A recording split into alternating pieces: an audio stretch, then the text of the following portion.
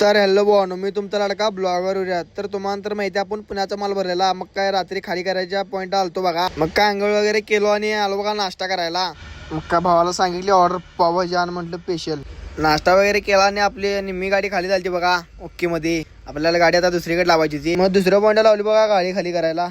मग काय अशोकदाने आणलेली घरातून डबा. मग काय पनीरची भाजी आणली, चपातीला तूप मारून आणलेली बघा. काय जीवन ते झालं आणि झोपलेलो बघा. आणि मग काय चालू झालं बघा किरकिर भांडणं एकमेकाला मारत येत नुसतं हानकी बड धुळे एवढी.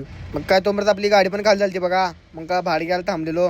मग काय तिथून आलो बघा डायरेक्ट पंपात डिझेल टाकायचं होतं आपल्याला. मग डिझेल टाकलं ओके मध्ये. अप्पे डबल अप्पे, एक अप्पे बंद पडलेला, दुसरा अप्पे त्याला घेऊन चाललेला बघा. मग सकाळी उठून 4 वाजता स्टार्टर मारला बघा गाडीचा. मग आपल्याला लोकेशन आलं. मग आपण चाललो बघा भराच्या पॉईंटला.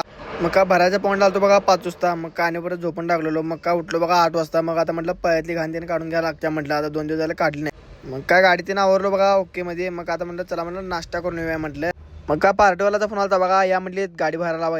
क्रेन, जेसीबी, डंपर, मोठे डंपर ते नित्य तयार होतं बघा पुण्यात आपल्या. मग भराच्या पॉईंटला आलतो बघा. आता आंघोळ त्याने करून घ्यायला लागते म्हटलं. 2 दिवसाला आंघोळ केलं नाही. मग काय भावाला म्हटलं बोर चालू कर म्हटलं. भावाने केला चालू. काय भरून घेतलं बघा बकेट मोठं. का ओके मध्ये आंघोळ त्याने करून आलो बघा गाडीत. मग म्हटलं जेवायचं म्हटलं. मग काय अशोक त्याने घरातनं डबा घेऊन देतो बघा. शेवट जेवण आणली. मग काय जेवण त्यानं झालं बघा ओके मध्ये. आडवं पडलेलो. आपल्या पुढे 2 गाड्या होत्या हो. तर भावानं ब्लॉग कसा वाटला कमेंट मध्ये नक्की सांगा. आणि फॉलो करा विसरू नका. आपल्या लवकरात लवकर 2000 फॉलो कम्प्लीट करा. चला भेटू पुढच्या ब्लॉग मध्ये.